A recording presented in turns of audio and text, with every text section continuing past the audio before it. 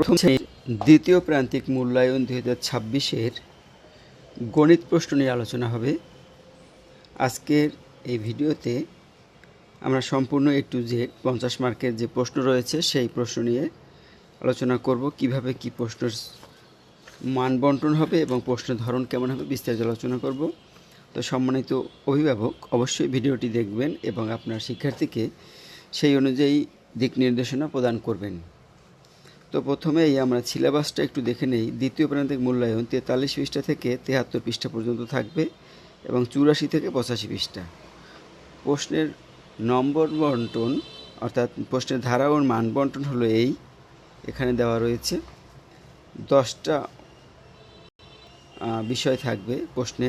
5-10কে 50 মার্কের যে প্রশ্ন হবে সেখানে কথায় লেখো থাকবে, স্থানীয় মান নির্ণয় করা থাকবে, সংখ্যার তুলনা করা, খালি ঘর পূরণ করা, ক্রমে সাজানো ছোট থেকে বড় অথবা বড় থেকে ছোট, যোগ করা পাশাপাশি অনূর্ধ্ব 40, বিয়োগ করা পাশাপাশি অনূর্ধ্ব 40, আকৃতি দিয়ে চিত্র আঁকা এবং যোগ সম্পর্কিত সমস্যা অনূর্ধ্ব 40, বিয়োগ সম্পর্কিত সমস্যা অনূর্ধ্ব 40। এই 10টা অঙ্কের ভিতরে 5-10কে 50 মার্ক থাকবে। তো আমরা প্রশ্নে চলে আসি। আমাদের রয়েছে একটি মডেল প্রশ্ন, যে প্রশ্নটি আমরা তৈরি করেছি। তো সেই প্রশ্নটিতে আমরা এই যে মান বন্টন এবং ধারা অনুযায়ী তৈরি করেছি। তো প্রথমেই দিয়েছি কথায় লেখো। তো কথায় লেখো 35, 24, 37, 14, 20, এখানে 5টা দিয়েছি 5 মার্কের জন্য। তো তোমরা শিক্ষার্থী বন্ধুরা অবশ্যই 1 থেকে 50 পর্যন্ত কথায় লেখো অবশ্যই শিখবে, তাহলে তোমাদের যেটাই আসুক সেগুলো কিন্তু তোমরা পারবে।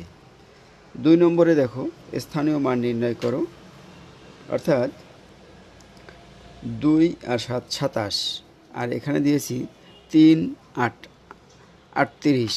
তো এখানে স্থানীয় মান নির্ণয় করো। দেখো এই একক, এটা হলো দশক, অর্থাৎ প্রথমটা এককের ঘরে লিখতে হবে 8 আর দশকের ঘরে লিখতে হবে 3, আর এইটা এককের ঘরে হবে 7 আর দশকের ঘরে হবে 2। আর তোমাদের একটা বিষয় বলে রাখি, প্রথম শ্রেণীতে কিন্তু প্রশ্নের উপরেই উত্তর লিখতে হবে, সুতরাং প্রশ্ন কিন্তু তোমরা বাড়িতে পাবে না। সুতরাং সে কারণে কিন্তু তোমাদের আরও বেশি গুরুত্বপূর্ণ এই ভিডিওটি বা সম্মানিত অভিভাবক, কারণ তারা প্রশ্ন দেখতে পারবেন না, প্রশ্নটি জমা দিতে হবে বা প্রশ্নের উপরেই লিখতে হবে। এখন দেখো এই হলো গ্রেটার দেন, আর পরেরটা হলো লেস দেন। তো গ্রেটার দেন অর্থাৎ প্রথমটা যে সংখ্যাটি বড় থাকবে প্রথমে, সেটার বেলায় এই অক্ষরটি, এই চিহ্নটি বসাতে হবে, আর যেখানে প্রথম সংখ্যাটি ছোট থাকবে সেখানে এই চিহ্নটি অর্থাৎ লেস দেন চিহ্নটি ব্যবহার করে ছোট বড় তুলনা করতে হবে। অর্থাৎ 25 আর 35 এর ভিতরে কোন সংখ্যাটি বড় আমরা ভালোভাবেই বুঝি যে 35 সংখ্যাটি বড়, সুতরাং এইখানে আমাদের এই চিহ্নটি ব্যবহার করতে হবে।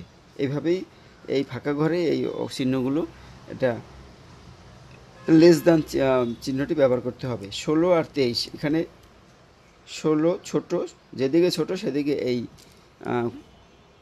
ছোট চিহ্ন, আর যেদিকে বড় সংখ্যা থাকবে সেদিকে মুখ চিহ্ন অর্থাৎ মুখ আকৃতির যেটা রয়েছে সেটা ব্যবহার করতে হবে।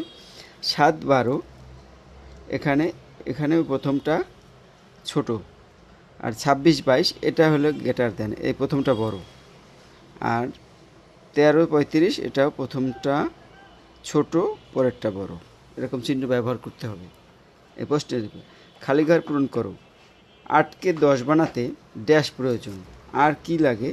8কে 10 বানাতে ড্যাশ প্রয়োজন, 2 প্রয়োজন। 8-এর সাথে আর 2 যোগ করলেই তাহলে 8কে 10 বানাতে 2 প্রয়োজন।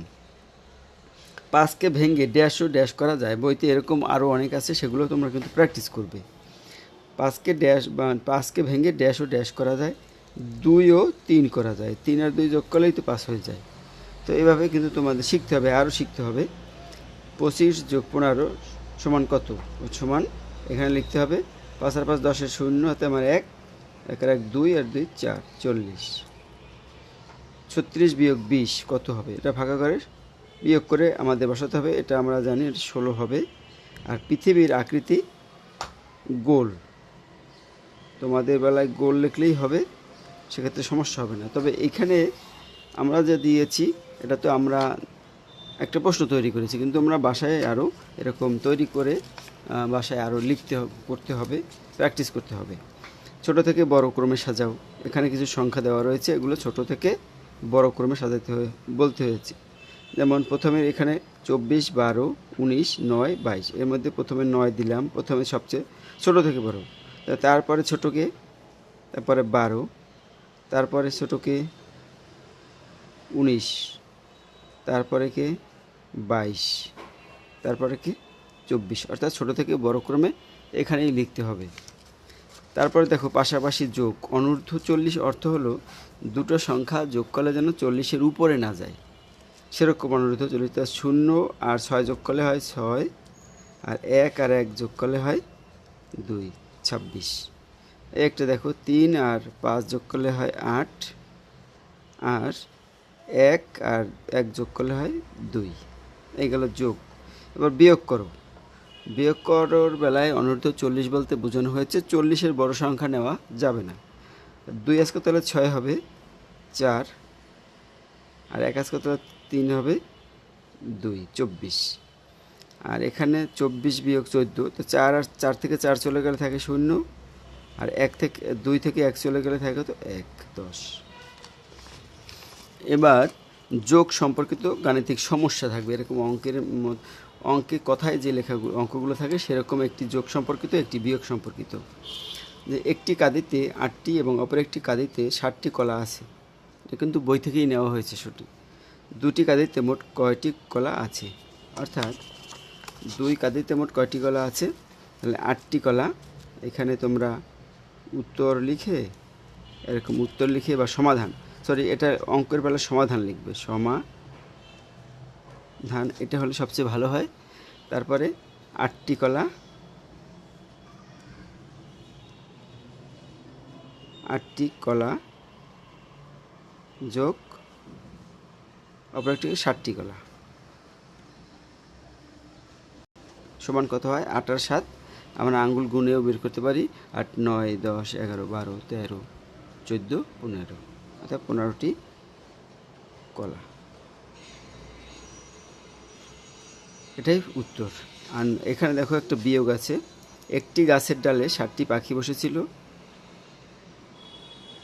পরে 4টি পাখি উড়ে গেল, এখন কয়টি পাখি থাকলো? সমাধান। তাহলে 4টি পাখি 60টি থেকে 7টি পাখি বিয়োগ 4টি পাখি, 60টি থেকে 4টি চলে গেলে থাকে কত? 3টি পাখি। তোমরা সুন্দর করে লিখবে, আমার হাতের লেখা অত ভালো নয়, তাড়াহুড়ো করে লিখলাম। আর এখানে দেখো আকৃতি দিয়ে চিত্র আঁকো। একটি গোলাকৃতি, বৃত্ত এবং একটি চারকোণ আকৃতি আয়ত ব্যবহার করে একটি জাতীয় পতাকা আঁকো। জাতীয় পতাকা তো সুন্দর হবে না, মানে চেষ্টা করো আর কি। অথবা এরকম থাকতে পারে যে একটি 3 কোণা আকৃতি ত্রিভুজ এবং একটি 4 কোণা আকৃতি ব্যবহার করে একটি ঘর আঁকো। এরকম যদি হয় তাহলে আমরা কীরকম আঁকতে পারি? একটি আয়ত, মানে 4 কোণা আকৃতি এরকম আঁকবো, কলম দিয়ে আঁকো বা রুল দিয়ে, আর এখানে একটা বৃত্ত তোমরা দিয়ে দেবে। এটাই মোটামুটি, এটা ছবি যাতে হয়, একটা চিত্র আঁকতে হবে। আর 3 কোণা আকৃতি একটা আয়ত আঁকলাম, আর একটা বৃত্ত দিয়ে আর একটা 3 কোণা আকৃতি দিলাম, তো এটা ত্রিভুজ, এটা চতুর্ভুজ থেকে কি হলো? একটি ঘর আঁকলাম। এরকম ছবি আঁকা লাগতে পারে। অথবা বলতে পারে একটা 3 কোণা আকৃতি থেকে একটি ত্রিভুজ আঁকো, তখন আমরা একটা ত্রিভুজ আঁকার চেষ্টা করব।